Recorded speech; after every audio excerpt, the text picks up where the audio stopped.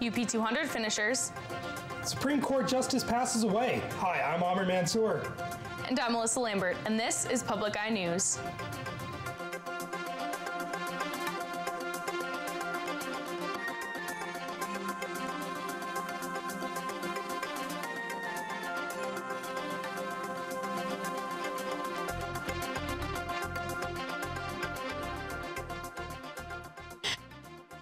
Northern Michigan University ranks 18th nationwide for the most affordable online teaching degrees and the only Michigan institution on the top 25 list. The rankings are posted by the SR Education Group on its website OnlineU. Qualifying schools for these rankings offer at least 5 online bachelor's or master's degrees with tuition rates of less than $10,000 per year. NMU programs offer the following online master's programs: learning disabilities, reading kindergarten through 8th grade, reading specialist kindergarten through 12th grade, administration and supervision. These degrees are also available with an American Indian emphasis and instruction. And the UP 200 sled dog race concluded Sunday at Matson Lower Harbor Park. The champion was Ryan Anderson of Minnesota, who won his 6th UP 200 championship in the last 7 years. Martin Massicotte of Quebec took 2nd, Dennis Tremblay also of Quebec took 3rd, and Ed Steelstra of Michigan came in 4th. The first 15 winners of the race take home a share of the $28,575 UP 200 purse. Anderson will be taking home over $7,000 from the win. Congratulations to the winning mushers and their teams. Multiple snowmobile crash has left 1 dead in Keweenaw County. According to the Sheriff's Office, a crash was reported on trail number 3 near US 41 South. Denise Hess of Illinois did not survive after crashing into another car yesterday morning. The other driver faced severe injuries and was transported to a nearby hospital by ambulance. The investigation is still ongoing, but alcohol is not believed to be a factor involved. And a dental center in Iron Mountain provided free services this past Saturday. The John Fernetti Dental Center was celebrating their 10th annual Dentistry from the Heart Day. Fillings, cleanings, and extractions were all done for free. No requirements were needed, and there were many volunteers there to assist. The center's owner said this was his way of giving back to the Iron Mountain community. It is estimated that around 200 people came by for free service.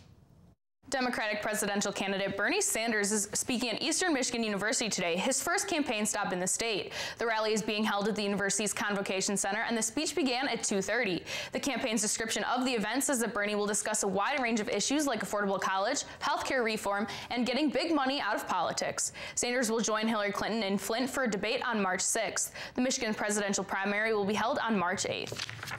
And an organization led by State Representative Gary Glenn is being called a hate group by an Alabama civil rights group. The accusation targeting the American Family Association is included in a new report on the impact of state religious liberty laws on the LGBT community. The report claims that there has been recent backlash to victories for the LGBT rights, including the Supreme Court's ruling on same-sex marriage last year. Glenn, who is the president of the American Family Association in Michigan, gave no comment. He did, however, refer to the hate group and called it a prejudicial characterization. And stay tuned, because after the break, we'll be back with your national and international news. The Black Panthers. The Black Panthers were absolutely unique. Police jump on you, beat you up. This is what we were going through on a daily basis. Now we have voices that we're not going to turn the other cheek. Stop brutalizing our community, or we're going to drive these pigs out. We don't hate nobody because of their color. We hate oppression. We wanted the entire community to follow. Join us Tuesday evening at 9. And welcome back. After U.S. Supreme Court Justice Scalia passed away, it was ruled he had died from natural causes. A judge ordered that no autopsy was needed, citing the 79-year-old appeared to have no foul play. The body was flown from Texas to Virginia, where a funeral will be held soon. The death came as a surprise to the American people, who are now left with a vacant seat in the Supreme Court. President Obama said he will be nominating a replacement in due time, but many Republicans feel he should leave this nomination to his successor. And gas prices continue to fall. And while that has many Americans celebrating, some industries are getting hit hard, including the recycling business. Diane Macedo explains. Low oil prices have led to big savings at the gas pump. I'm thrilled. It's nice when I can fill up for under 20 bucks. But what's good news for millions of American drivers is bad news for recycling centers. All recycling is impacted by low energy costs. Plastic in particular, because of course plastic is made from oil.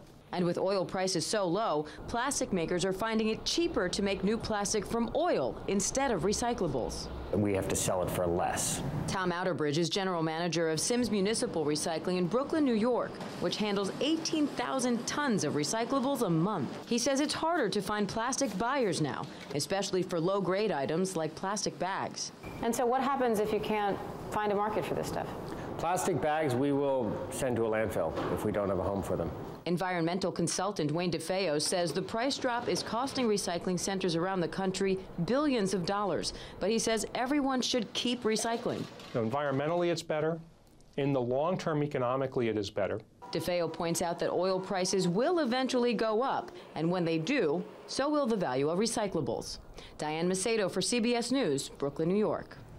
The Republican campaign talk continues to get nastier. In recent days, Trump has publicly lip-synced the F-bomb, blurted out the S-word more than once, and hurled out offensive terms and put-downs against other candidates. While Trump started the trend, the other GOP candidates have had no trouble joining the bandwagon, especially during Saturday night's debate. Ted Cruz said that Trump was losing it and called out his Trumper tantrums. Even Jeb Bush, who according to his 90-year-old grandmother was being too polite, tweeted out that Trump was a liar and a whiner. Robert Lane Green, author of a book about the politics of language, said the coarseness of this campaign is evidence that this is simply a contest to become the alpha male in the room.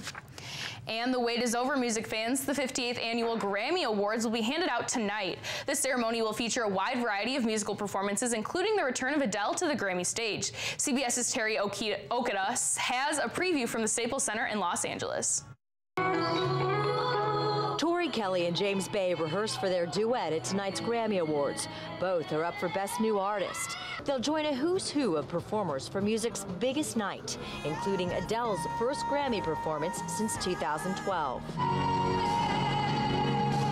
Andra Day will perform with British pop singer Ellie Goulding. Day is up for 2 R&B Grammys. She says it's an experience beyond her dreams. He thought it'd be great to be nominated for a Grammy. He thought it'd be great to be a doctor maybe someday. I thought it would be, but it's such a distant idea or something that seemed so, unfathomable at the time. And so to be here now is I'm just grateful. This year's Grammys will also feature tributes to some big music legends who we lost this past year, including Eagles guitarist and singer Glenn Frey. 10-time Grammy winner Bonnie Raitt will join Gary Clark Jr. in honoring her close friend and inspiration, the late B.B. King.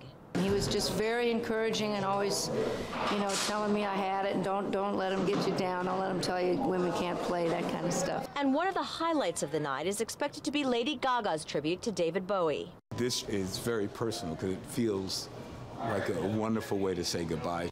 Rapper Kendrick Lamar leads the way with 11 Grammy nominations. Taylor Swift has 7.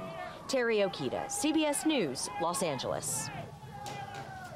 Airstrikes in northern Syria have hit 2 hospitals and a school today. Many were killed and dozens were wounded in what appears to be an attack from Russian warplanes. The airstrike also hit a nearby Doctors Without Borders clinic. The devastating attacks come after heightened tensions between Russia and Syria. Russia has recently been targeting Syrian rebels who are supplying Turkish forces. The European Union does not expect the violence to end anytime soon. And Pope Francis is currently visiting Mexico today and had some serious words to say. The Latin American Pope criticized the Mexican people for their exploitation and social exclusion of the indigenous people. Pope Francis encouraged Mexicans to celebrate the rich culture of Mexican Indians.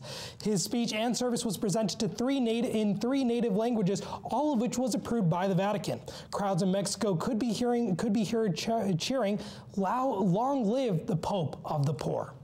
And after the break, we'll be back with the weather and sports. Stay tuned. A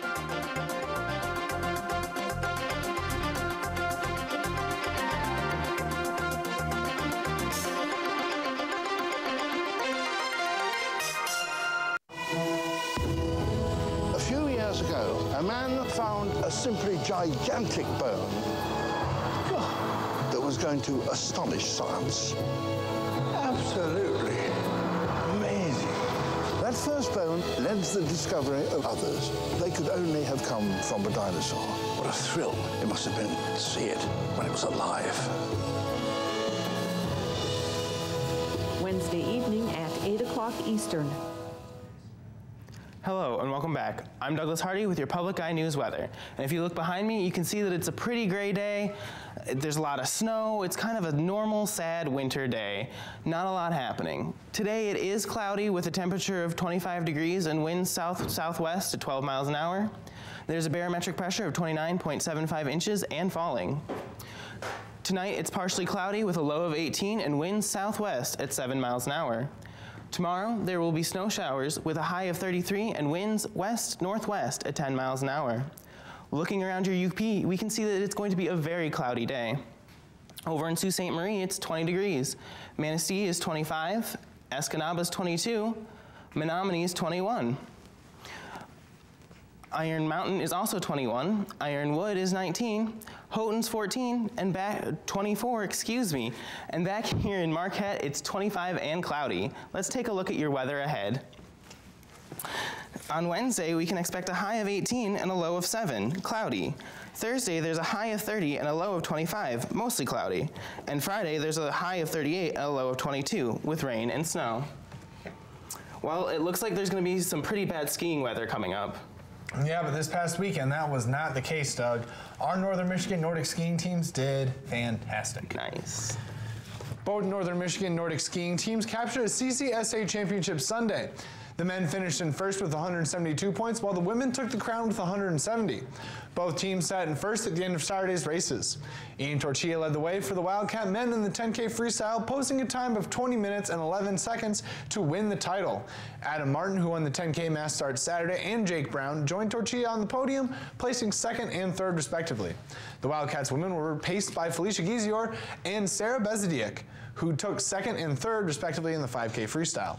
The duo was joined in the top 10 by Sophie McDonald, Sophie Schimple, and Carolyn Bourbeau, who placed 5th, 8th, and 10th. The Wildcats return to action February 20th to 21st when they host the NCAA Central Regional Championships in Ishpeming.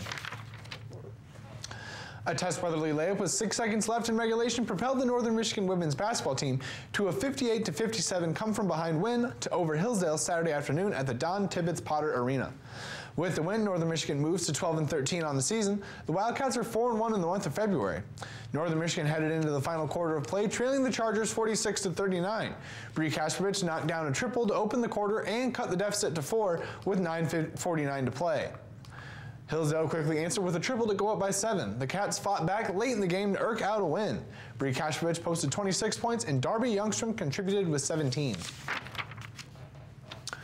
Kobe Bryant exited the All-Star game for the final time to watch Russell Westbrook and Stephen Curry wrap things up with 3-pointers. Bryant said his All-Star game goodbye, and the next generation of the West Best sent him off a winner, rolling to a record-setting 196-173 victory over the East on Sunday night. The first All-Star game outside the U.S. was the highest scoring ever, but Bryant didn't provide much of the offense, but many of the memories. Bryant finished with 10 points, so few that he lost his career lead in All-Star scoring to LeBron James. But Westbrook scored 31 points in his second straight All-Star MVP performance, and Curry added 26, the final 3 on a 42-footer. The West has won 5 out of the last 6, even without longtime mainstay Bryant, who hadn't played since 2013 due to injuries.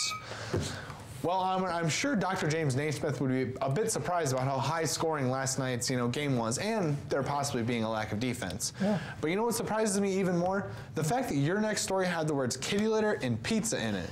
Yeah, in the same sentence too, which weirded me out a little bit. Let me tell you more about this smelly situation.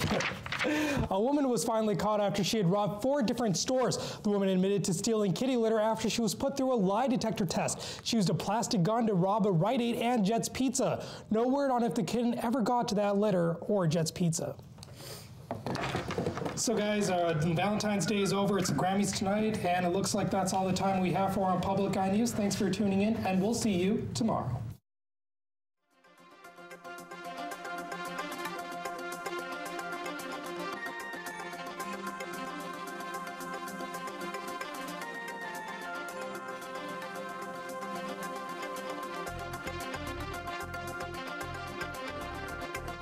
The preceding program was produced in studios located in the Edgar L. Hardin Learning Resources Center.